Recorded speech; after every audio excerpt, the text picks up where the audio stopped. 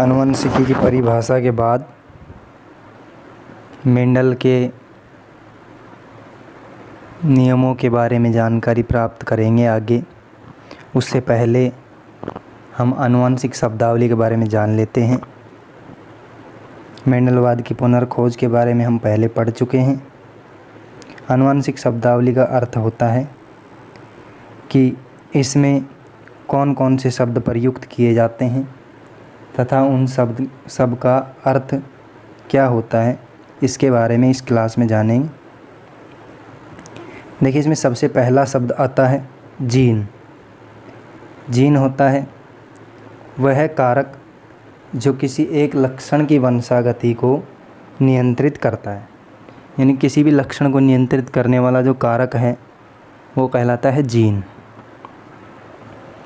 Mendel ने इसे कारक नाम दिया था। उसके बाद जॉनसन ने इसे जीन नाम दिया था। यहाँ जीन आएगा, जीन। इसके बाद आता है युग्म विकल्पी। तो किसी लक्षण को नियंत्रित करने वाले जीन के दो विपर्यासी स्वरूप, यानी कि किसी भी जीन के दो स्वरूप होते हैं और दोनों विपर्यासी स्वरूप यानी कि विपरीत होते हैं, तो उन स्वरूपों को युग्म विकल्पी कहा जाता है। समयुग्मजी आता है इसके बाद।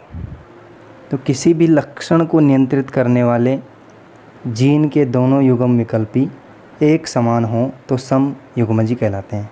यानी कि जब युग्म विकल्पी एक समान हो, जैसे मान लीजिए कोई लंबा पादप ले लेते हैं तो उसका जीन है टी और टी, यानी कि उसके दोनों युग्म विकल्पी कैपिटल टी से दर्शाए जाते हैं या फिर स्मॉल टी से दर्शाए जाते हैं। तो ये दोनों युग्म विकल्पी एक समान हों तो इन्हें समयुग्मजी कहा जाता है। इसके बाद विषम युग्मजी। जब ये दोनों युग्म विकल्पी अलग अलग हों, यानी कि एक कैपिटल टी हो एक स्मॉल टी हो, तो इसे कहते हैं विषम युग्मजी। अर्थात किसी लक्षण को नियंत्रित करने वाले जीन के दोनों युग्म विकल्पी असमान हों तो विषम युग्मजी कहलाते हैं। इसके बाद आता है लक्षण प्ररूप। तो किसी सजीव की बाहरी स्वरूप को लक्षण प्ररूप कहा जाता है, यानी कि वह सजीव बाहर से कैसा दिखता है, उसकी आकृति कैसी है, उसका रंग कैसा है, ये सभी उसके बाहरी लक्षण हैं। तो इन लक्षणों को लक्षण प्ररूप कहा जाता है। इसके बाद आता है जीन प्ररूप। जीन प्ररूप का मतलब है आंतरिक संरचना, यानी कि आनुवंशिक संरचना।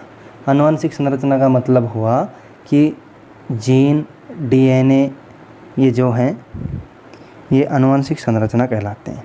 तो जीन प्ररूप होता है किसी सजीव की आनुवंशिक रचना को जीन प्ररूप कहते हैं। इसके बाद आते हैं प्रभावी लक्षण। वे लक्षण जो F1 पीढ़ी में अभिव्यक्त होते हैं प्रभावी लक्षण कहलाते हैं। F1 पीढ़ी का मतलब है कि भाई जब दो जनकों के मध्य संकरण करवाया जाए तो उनसे प्राप्त होने वाली प्रथम पीढ़ी जो होती है उसे F1 पीढ़ी कहा जाता है। F1 पीढ़ी कहा जाता है। तो F1 पीढ़ी में जो लक्षण अभिव्यक्त होते हैं उन्हें प्रभावी लक्षण कहते हैं।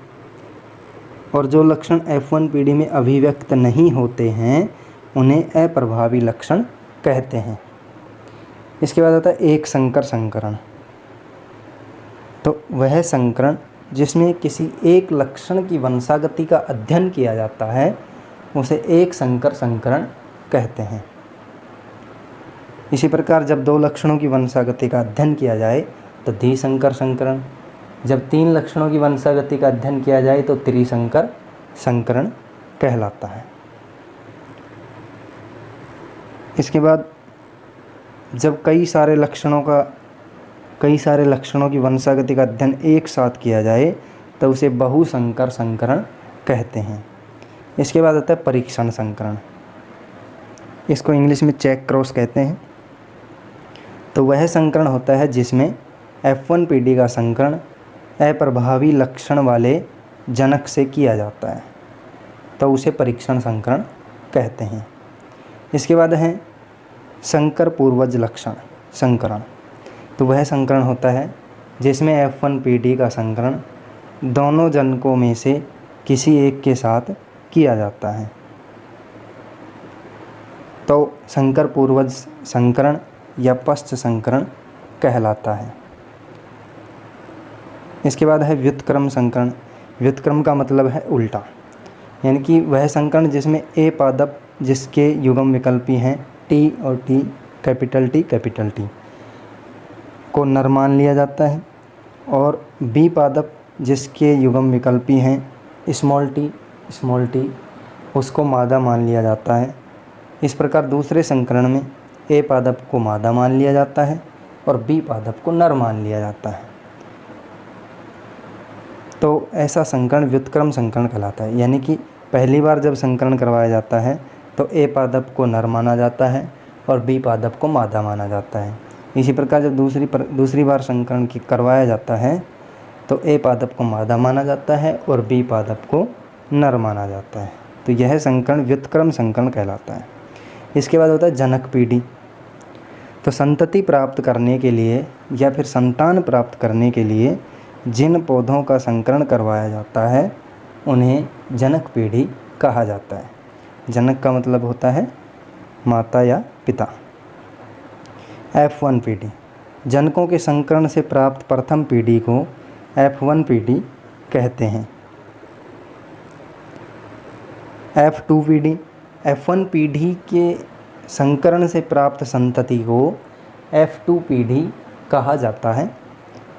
एक संकर अनुपात, तो एक संकर संकरण से प्राप्त अनुपात को एक संकर अनुपात कहते हैं। द्विसंकर अनुपात, द्विसंकर संकरण से प्राप्त अनुपात को द्विसंकर अनुपात कहते हैं। इन अनुपातों को आगे जब मेंडल के नियम पढ़ेंगे तब इनको विस्तार से जानेंगे।